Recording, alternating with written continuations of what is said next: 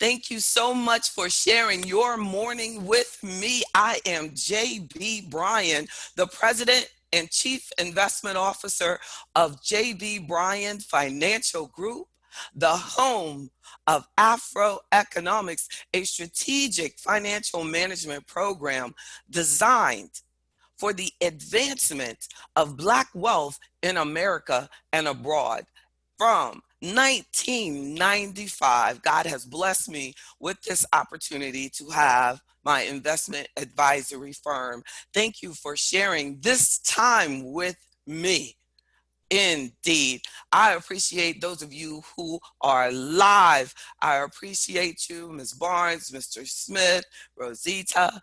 I appreciate all of you. I am going to go back and make sure that I say hello to each of you as we go through this morning. Sometimes I get caught up in this message that God has given me for you that I forget to say hello. So make sure that you know that deep within my heart, I appreciate you. I love you. And hello, everyone. Thank you. Good morning.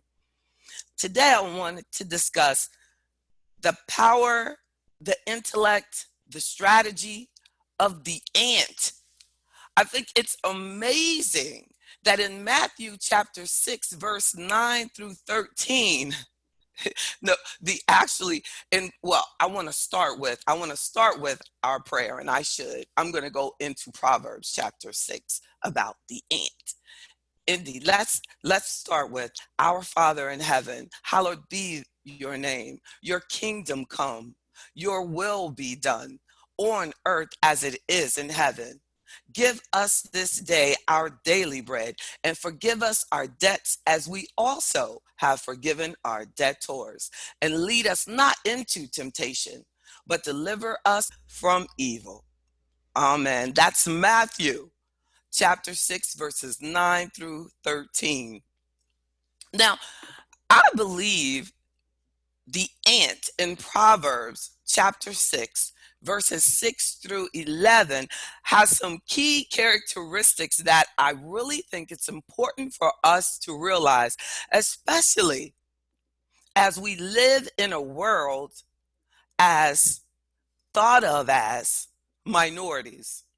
Even though we know that this world has a lot more people in it collectively that look like us than those who do not. We know that the Bible is dominated with people that look like us, but because of the printers of the word and the creators of the pictures that were able to create in the mind of Black folk, that the characters, the real people, they're real people. But we have been programmed to think they're characters in the Bible. But these are real people who are living in a land of Black people, people with color to their skin. So when you are living in a world that has misprogrammed you, you may begin to see yourself, unfortunately, as small. But God teaches us that even though I may have made you small or put you in a place that makes you feel small, you are extremely significant and your habits are vital to your life. Proverbs chapter 6, verses 6 through 11. Go to the ant, you sluggard. Consider its ways and be wise. It has no commander, no overseer or ruler. Yet it stores its provision in summer and gathers its food at harvest.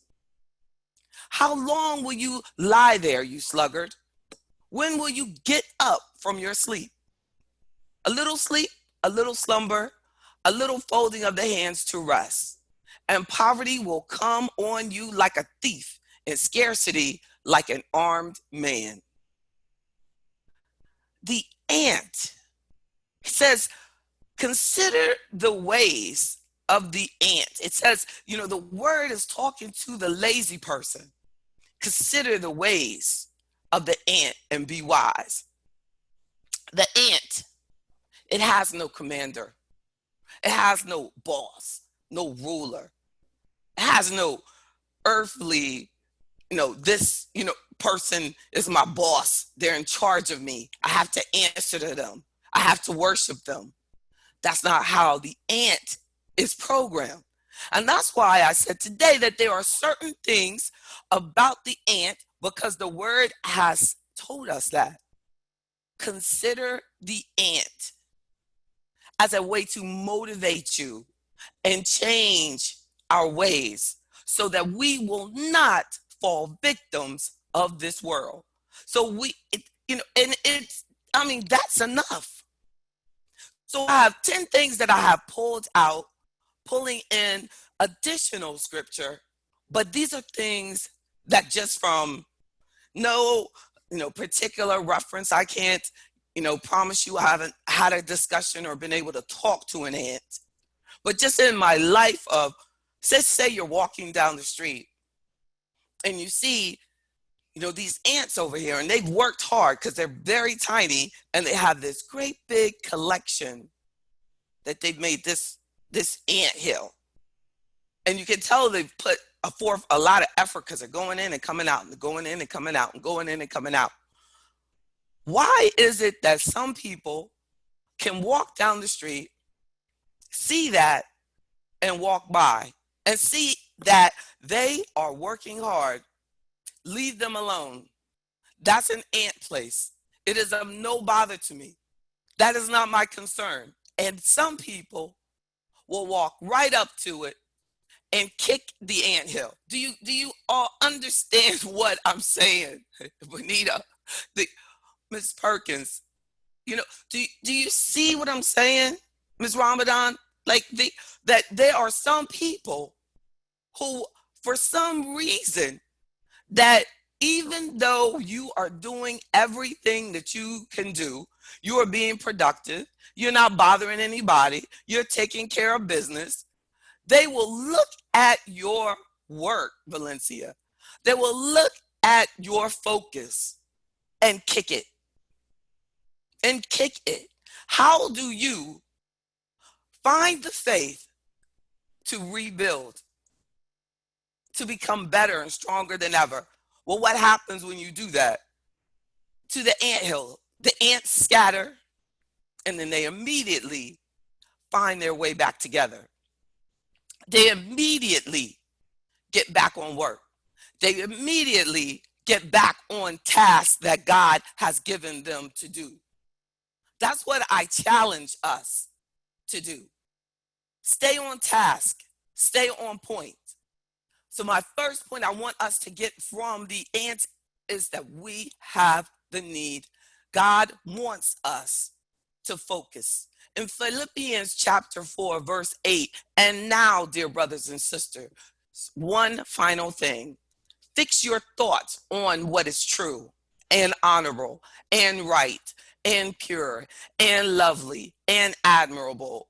Think about things that are excellent and worthy of praise.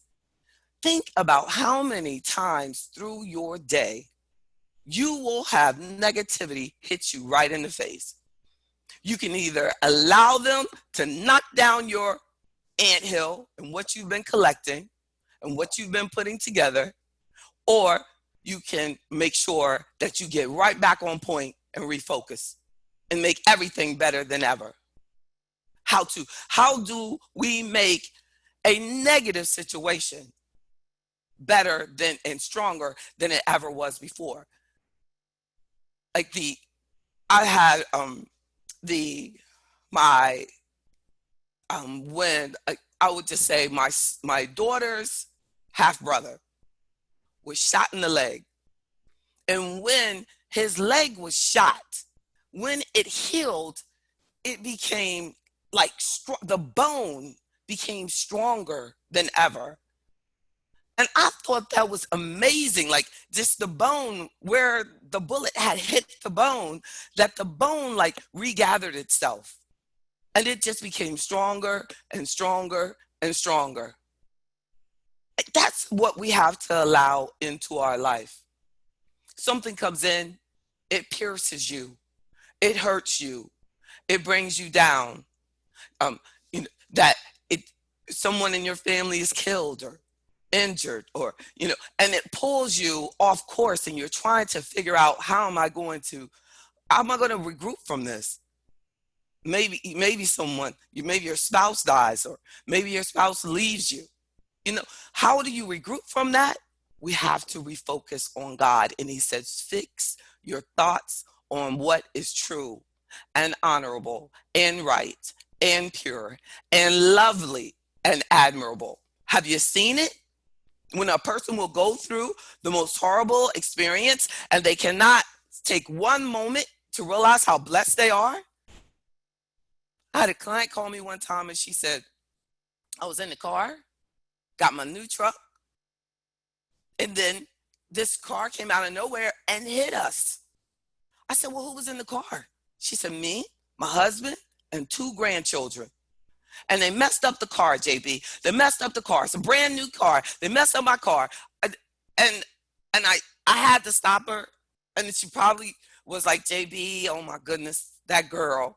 But I said to her, you're saying that you had a major accident that messed up this brand new car? Yes, messed up my car. It's probably not even going to be worth as much. They're going to mess it, and I still got payments on it, and this and that. I said, no, what you're telling me is that you're okay, your husband's okay, and your 2 grandkids are great. Everybody's fine.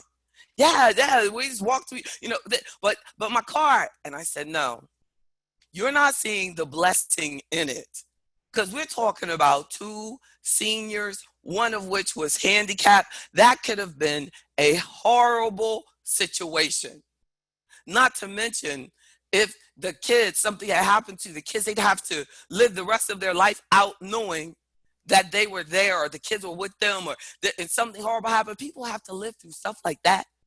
There is absolutely no situation that we go through, any hill that we build that can be kicked down by this world, that we should not be thankful as we move out of it and move on and focus on God and all that is true and honorable and right and pure and lovely and admirable. And thank God that I made it through. Dear Lord, make me a better person having been through that. That's the way we have to approach it, as warriors, not as victims. So my second point is, ants teach us about teamwork. Now, somebody's going to come in halfway into this and think I'm talking about like their auntie or their aunt or something. No, we're talking about the insect, the ant. Ants teach us about teamwork. They work together. They cannot do much on their own, but together they can move things, huge things relative to their size, and they get it done together. In Ecclesiastes chapter 4, verse 9 and 10, 2 are better than 1 because they have a good return for their labor. If either of them falls down, one can help the other up. Isn't this a beautiful word? One can help the other up, but pity anyone who falls and has no one to help them up. Ecclesiastes chapter 4, verse 9 through 10. That is, 2 are better than 1. There's an African proverb also that says, if you want to go fast, go alone. If you want to go far, go together. We need one another. We have to have solidarity in our goal. As you may have heard me mention earlier, and it wasn't in this recording, I was talking about before I started recording this morning, that we have to have a strategy as a family. And the 10 principles of AfroEconomics are a great strategy to have a family financial meeting around so that you can have teamwork, work together. And then also, ants are amazing in that they plan ahead. Like, they don't just eat day to day. That The research shows that ants like actually store up food, put it in their little place. It's because they're thinking there's going to be a time of salmon, of of of famine, of salmon. I need some fish today, right? There's going to be a time of famine where there's not going to be any food around. They're like, so there's a picnic over there, so I'm gonna get all the crumbs, y'all. Let's put in that work today because it looks like rain is coming. I mean, things that we don't think about, but we have to think about, learn from them. Like, there's gonna be good times, there's gonna be bad times. And I have always consistently said we need to have emergency funds. That's what the ant's telling us. We need to have that emergency go to. I have this here. Oh yeah, we got that piece of bread over there. I know we had that big rain and we had to, but let's make sure when we move over here, let's take that piece of bread. And those are things like that. We might think that this little bit that you can save each week, it doesn't matter. But I challenge you to accept and think like the ant. That little bit does matter. The small changes that you can make to save more do matter. Not going out to eat as much or not ordering in for food as much, because those things have become so expensive. Groceries themselves are expensive. But literally, when I order in, it's about as much as what it would cost to eat for a week, because they've added on so many fees. And that, as I tell my daughter, you're going to always have to pay for convenience.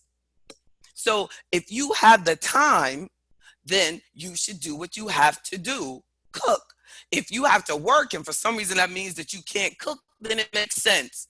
But you better be making enough money that will pay for that lack of ability to cook the food.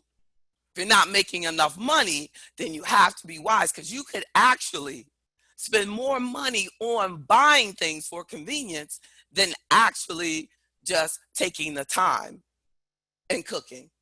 So we have to really look, run the numbers. That's what I put through my mind. Is it smarter for me to buy this right now, or is it smarter for me to take the time? And basically focusing on that 10th principle of being healthy. It's always better for us to cook our vegetables and cook our meats and cook your food at home. Avoid the boxes, avoid the cans. And when we get into convenience, cans and boxes and those, our health goes down right with it. So it's holistically, let's focus on planning ahead every aspect of our life as much as possible. In Proverbs Chapter 16, verse 9, it says, in their hearts, humans plan their course, but the Lord establishes their steps.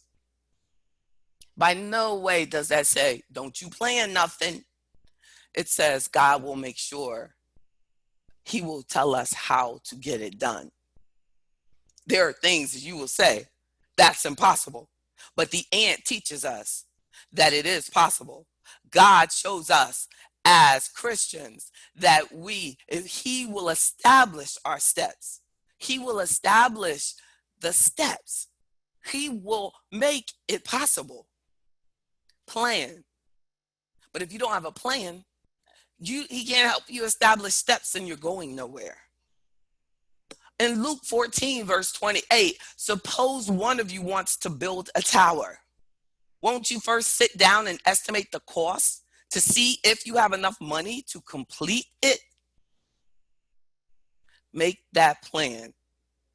If you want to build something, have a plan on what you're going to have to do in order to make it happen. And then a fourth point on lessons we can get from the ant is that we do need to work hard. The word says, whatever you do, work heartedly, as for the Lord and not for men. Colossians chapter 3, verse 23. That's whatever you do, work hard at it. And work hard at it for God's sake, not just for the boss.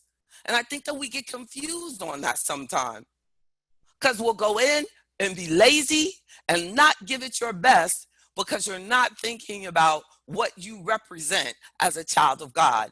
You have to work hard because of God's purpose over your life, because God wants you to be able to take care of your own, because God has given you responsibility, and we need to accept that and work hard.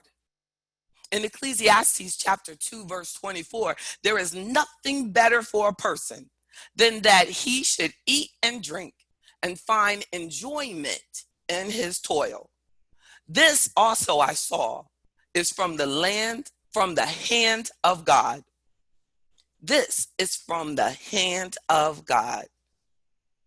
There is nothing better for a person than that he should eat and drink and find enjoyment in his toil. So God is the belief that it's okay for you to hate your work. He said there is nothing better. Just the word says nothing better. Look at that. I mean, really, when you look at ants going around and working and they're scattering and moving fast, I mean, if I had to say if they had a smile on their face or not, they work diligently as if they are enjoying what they're doing. But I think also because they know what they're working for. A lot of times we're working and we don't realize that we're working for God. Right? That God is actually, like, he has put us here to do his will over our life. Like, what, because we can so easily, I'm sorry, it came down. We can so easily think, oh, well, I'm here working for this car. So when you're working for the car, it's not going to cast up. When you're working for a car or some material item, then you're not going to get motivated consistently. But when I have to do this for God's sake, that we have to, that I have to, this is God's purpose over my life. Then the next thing you realize is that all of a sudden, you're happy each day. You're coming in and people are looking at you like, what in the world? Why is she so happy? How do you do it? And I hear that a lot too. And there are times where I actually wonder myself, like, how do I do it? When I look at having this business alone, also, having to go through divorce so early in my child's life, and, the different things, then going into the Great Recession, not a recession, the great, they titled it, recession. And then going through all of these, now having an investment advisory firm through what this will go down in history books, this COVID situation economically, we have yet to see what's ahead. It is only my relationship with God that keeps me focused. I lost a friend of mine that was in financial services during this time. And when I often wonder about him, was it the stress of what he was going through? Did it contribute to, our loss of him? He had a massive heart attack at his desk. How do we, keep it together? God, praying to God without ceasing. I'm going to try to put this up again. And I have, that hasn't happened in a long time. Right? My background tends to stick in there with me. Deal. So let's, another point. Other than, so far we have learned from the ant the importance of focusing, teamwork, planning our head, and remember, and also working hard. There's nothing better than a person that he should eat and drink and find enjoyment in his toil. So a fifth point is that ants are resourceful, and we want to be the same. Now, when I think of resourceful and why I chose that word for my description of what I can pull from the ant and we can meditate on, and is that it uses what it has around him. Like the ant doesn't like say, well, if I would do this if I had this. Like I remember when I started my business in my 20s, like that I had to use what I had because I knew that if I focused on what I didn't have, it wouldn't work. And I remember my father coming in my office and saying to me the Bible verse about having the faith of the mustard seed. And he's saying that anything that you want to do, you have to make sure that God is at the core of your every thought. I have to have that much faith. Now, when everything, I don't know which is smaller. I think a mustard seed and an ant are in competition of which one is smallest. you know but that's the faith that we have to have. He said we gotta have to work like an ant and have the faith of the mustard seed.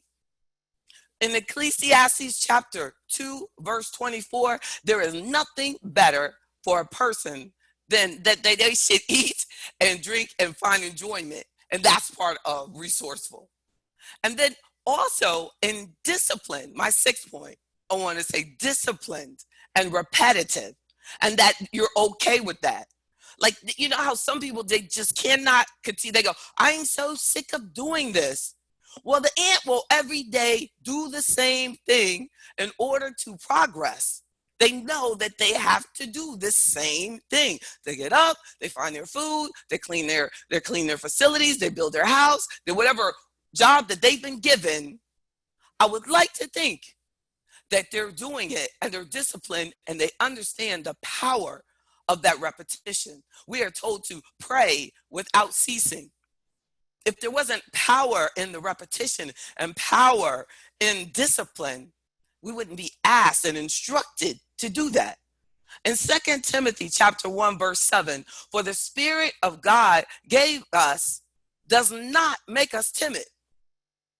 For the Spirit God gave us does not make us timid, but gives us power, love, and self-discipline. Isn't that beautiful? We don't have to shy back. And I'm going to tell you, I know Twyla will agree, that we have to let go of the spirit of being timid.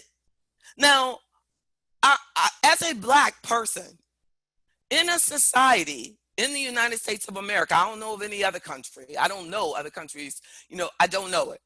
But as a Black person in America, we are constantly programmed to adjust ourselves. Like if you look at the story where it says, if the police come up to the car, put your hands up, do this, do that, don't say, don't talk back, don't look down, don't look up, don't see, don't brush your head, don't touch your lip.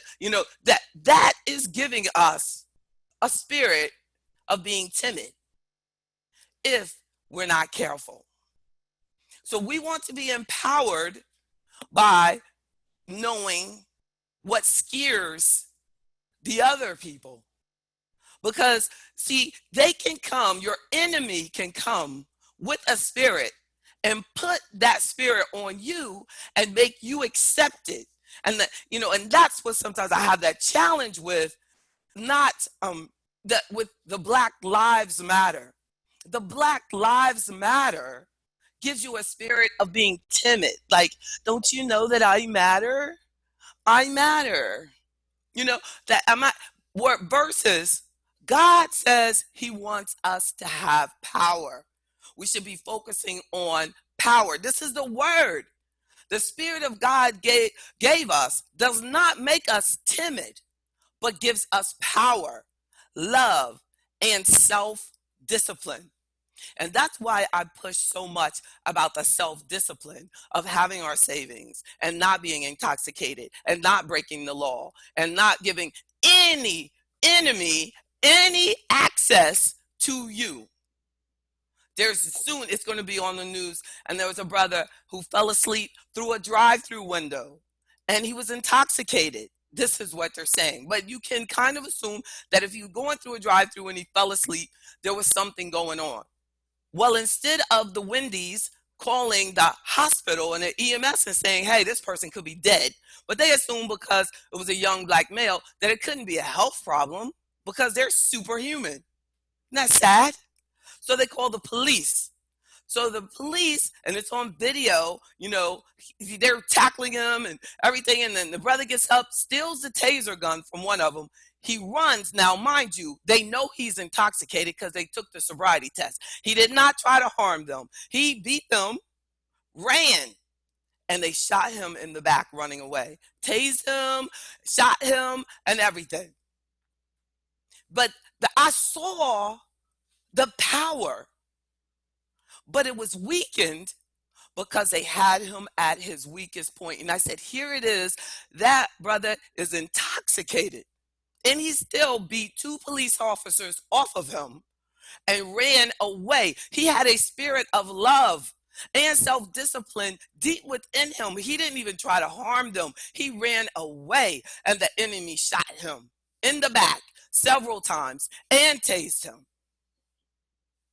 So know that God wants us to be self-disciplined so that as we approach and as we are faced with the enemy, whatever they're in, however they're dressed, because many of you face enemies every day, be self-disciplined. Don't let them have an excuse on how you make sure that they cannot use your bad habits against you, because we're going to call on God to make us stronger. Only God can give us that self-discipline, because we're daily walking against the enemy who wants you to be timid. My 7th point is to share. They share everything. They bring it in and they share it. Of course, we live in a society that says for each woman, man, family for themselves. That's it. They're not telling, but we're not of the world. We're of God. And in 1 Peter Chapter 4, verses 8 through 10, above all, keep loving one another earnestly, since love covers a multitude of sins. Show hospitality to one another without grumbling about it. As each has received a gift, use it to serve one another as good stewards of God's varied grace. Share it with one another. Serve one another. And that 8th point that I'm getting from the ants is that, hey, remember they coming down into the street and they're kicking over your ant house, and they're kicking over the dreams that they had. They're kicking over everything, but they're still fearless. It took a lot of risk to just start trying to build that little ant place on the sidewalk in the first place. But they had an entrepreneurial spirit, and they had determination. And you can see them do that thing through teamwork. Overnight, you can look at that spot and there's no ant mountain there. The next morning, you can come out and the ant mountain has been built. That took some work. We have to have a relationship with God in order to really be true risk takers and move forward. Like there in Exodus, it talks about, how the toiling and the 40 years of being what they felt they were lost, a lot of it was because they did not follow the first given instructions. They didn't have the faith that they needed in order to make that 40 years shorter. In Joshua chapter 1, verses 5 through 9, no one will be able to stand against you all the days of your life. As I was with Moses, so I will be with you. I will never leave you nor forsake you. Be strong and courageous, because you will lead these people to inherit the land I swore to their ancestors to give them. Be strong and very courageous. Be careful to obey all the law my servant Moses gave you. Do not turn from it to the right or to the left, that you may be successful wherever you go. Keep this book of the law always in your lips. Meditate it day and night, so that you may be careful to do everything written in it. When you will, then you will be prosperous and successful. Then you will be prosperous and successful. Have I not commanded you? Be strong and courageous. Do not be afraid. Do not be discouraged, for the Lord your God will be with you wherever you go. Wherever you go. Wherever you go. It's okay to live and not have this type of peace, I guess. But how much better life could be if we made sure that everyone that we love knows how good God is and how we've been instructed to be powerful, how we've been instructed to live in faith and take steps and be strong and very courageous, and obey the law that has been given to us and focus and move right forward. Obeying the law that is there and building a better life. Keep this book of law always on your lips. Follow God. He said, keep this book, keep God's rule, keep God's instruction on our lips. Meditate on it day and night so that you may be careful to do everything written in it. That's how we do it. That's how we move forward. Because if we keep our faith on what's going on around us, how in the world could you come back and keep rebuilding every time? You keep getting kicked down. You keep getting heartbroken by headlines. You keep getting disappointed by changes at work. You keep getting fired for no given reason. You keep, looking at it, getting depressed, getting sad, and feel that, and then you make that same mistake again.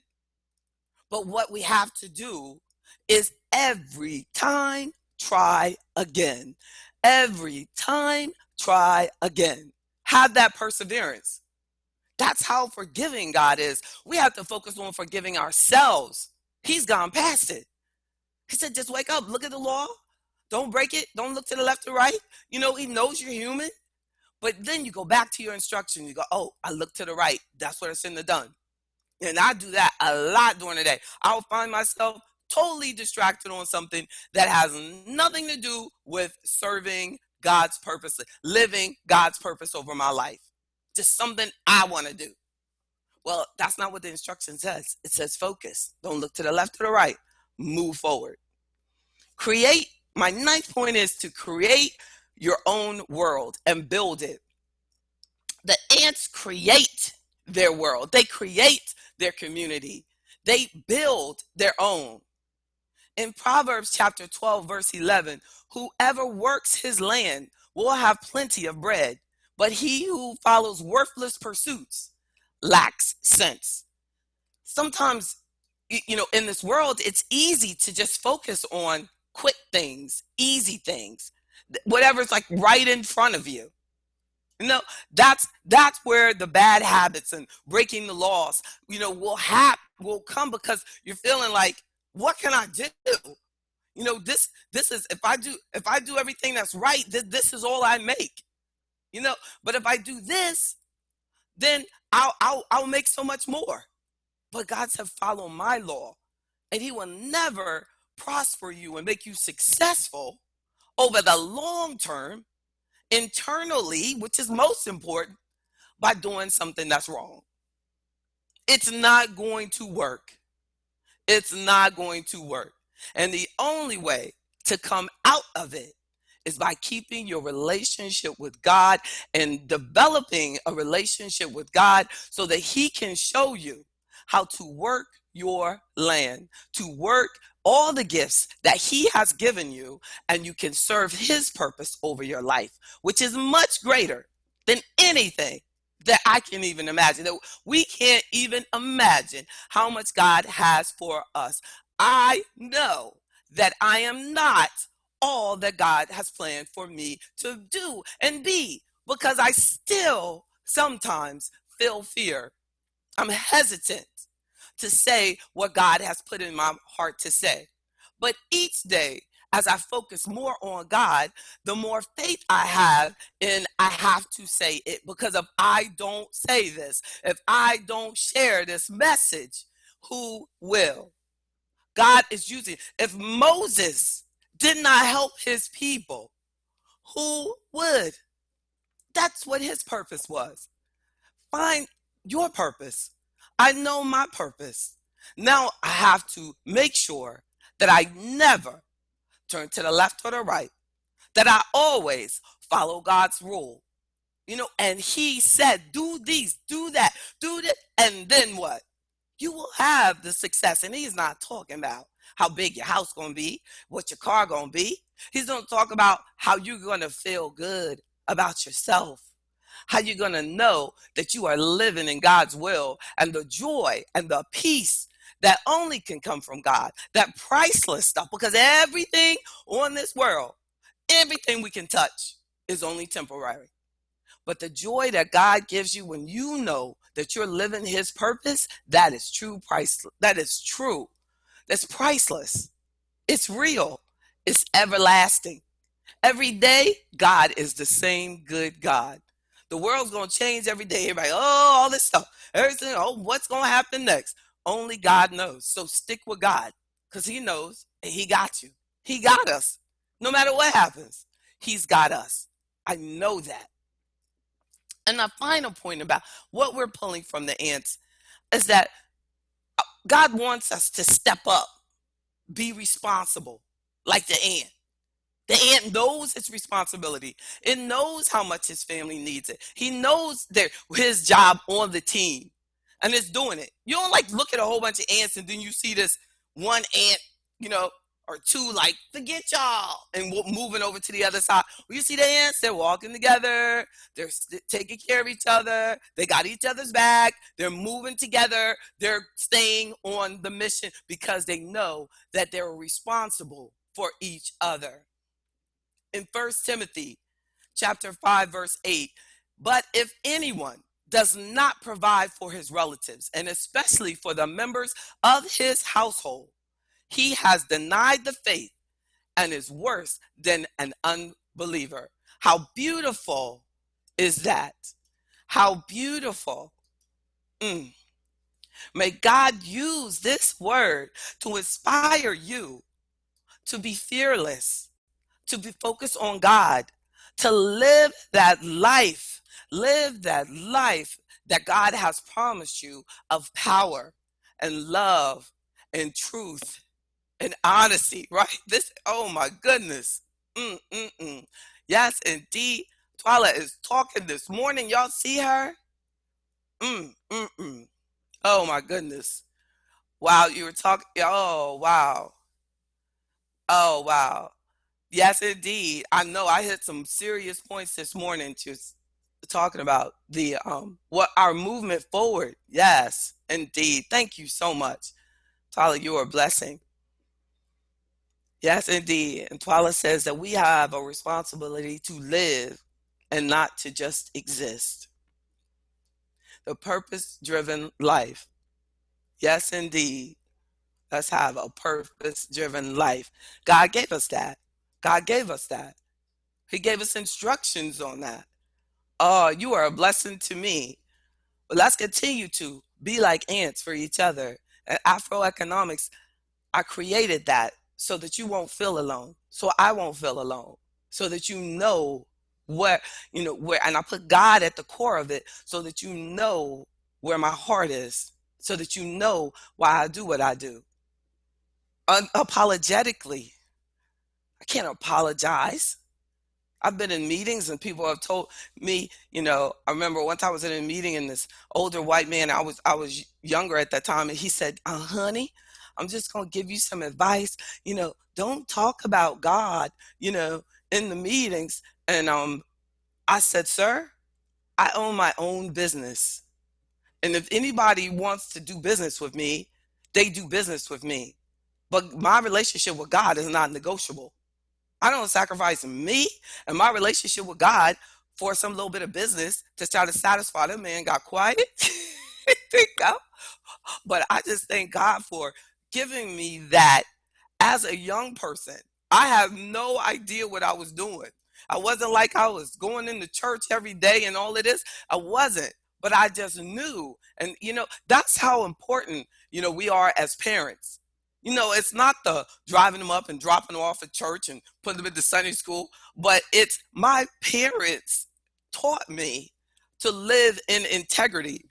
They gave me a personal relationship with God. And there are so many people who haven't been given that personal relationship with God. Young people. I don't think the protesters should be out there protesting without having a relationship with God.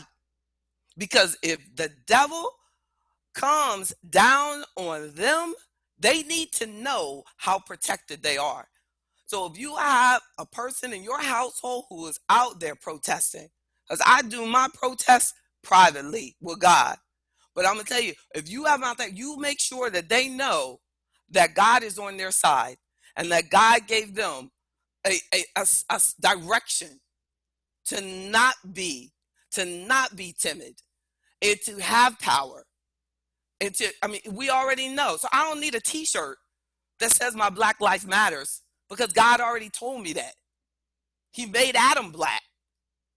So to say that my black life doesn't matter, that means you're saying that Adam and Eve don't matter. So we have to really think on that. That we're the beginning. Everybody knows DNA is even tested. They're even their own science. That black, the original people, were black. There ain't any choice. You know where they came from? That's deep in the core of Africa. And if it needs to be verified by a white man, the white man did the DNA test and he verified that they're Adam and Eve, the beginning, the original man and woman, are black people. So we don't need to know that. What we need to do is get empowered, because the people who don't agree with Black Lives Matter need to know that Black Lives Matter. They need to put that in their heart.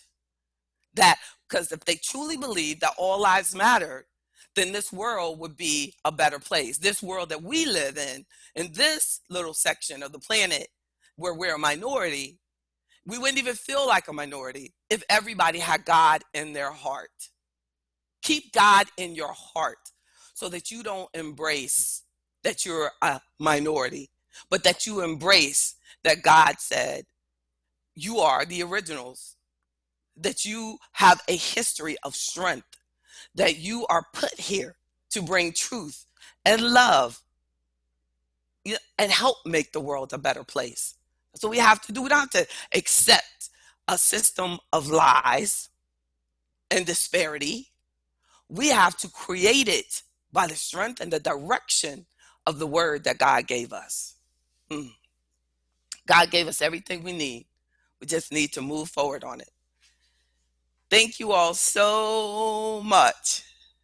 Thank you. Y'all are so good. I hope that you have the best of days. Enjoy your Sunday. Next Sunday, we are going into the Father's Day. Father's Day, and it's going to be totally special program. Look, I'm going to make sure it's special. I keep saying this. It is going to be special. Wait till you see it. Good morning. Good morning, Teresa. Good morning, Ms. Burchett. Good morning, Mr. Smith. I know y'all are loving my background changing like that. I love it. Thank you so much for spending your morning with me, Ms. Davis. Hi, Carol. Wonderful. I am going to make sure that this is posted in our YouTube channel.